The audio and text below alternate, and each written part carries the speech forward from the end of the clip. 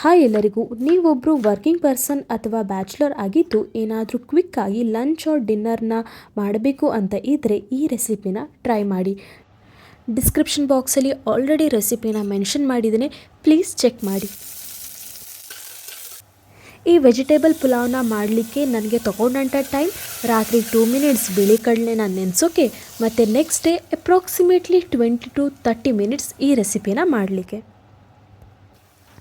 ಇನ್ನು ಹೆಚ್ಚು lunch and dinner ರೆಸಿಪೀಸ್ಗಾಗಿ ನನ್ನ ಯೂಟ್ಯೂಬ್ ಚಾನಲ್ನ ಫಾಲೋ ಮಾಡಿ.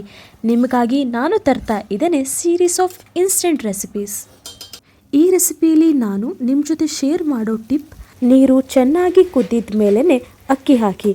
ಇದರಿಂದ ಮಸಾಲೆ ಮತ್ತು ಅಕ್ಕಿ ಕುಕ್ಕರಲ್ಲಿ ಸಪ್ರೇಟ್ ಆಗದೆ ಎರಡೂ ಕಂಬೈನ್ ಆಗಿ ಬೇಯ್ತದೆ.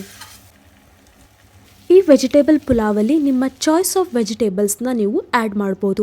ನಾನು ಇಲ್ಲಿ ಕಾಲಿಫ್ಲವರ್ ಮತ್ತು ಆಲೂಗಡ್ಡೆನ ಸ್ಕಿಪ್ ಮಾಡಿದ್ದೇನೆ, ಬಟ್ ಈ ಎರಡು ವೆಜಿಟೇಬಲ್ಸ್ನ ಹಾಕಿದರೆ ರೆಸಿಪಿ ಇನ್ನೂ ಚೆನ್ನಾಗಿ ಬರುತ್ತೆ. ಆಫ್ಟರ್ 3 to 4 ವಿಸಲ್ಗೆ ನಿಮಗೆ ಒಂದು ಹೆಲ್ದಿ, ಯಮ್ಮಿ ಹಾಗೂ ಬಿಸಿ ಬಿಸಿಯಾದ ವೆಜಿಟೇಬಲ್ ಪುಲಾವ್ ರೆಡಿಯಾಗುತ್ತೆ. ಇದನ್ನು ರಾಯ್ತಾ ಮತ್ತು ನಿಮ್ಮ ಚಾಯ್ಸ್ ಆಫ್ ಸಲಾಡ್ ಜೊತೆ ಎಂಜಾಯ್ ಮಾಡಿ.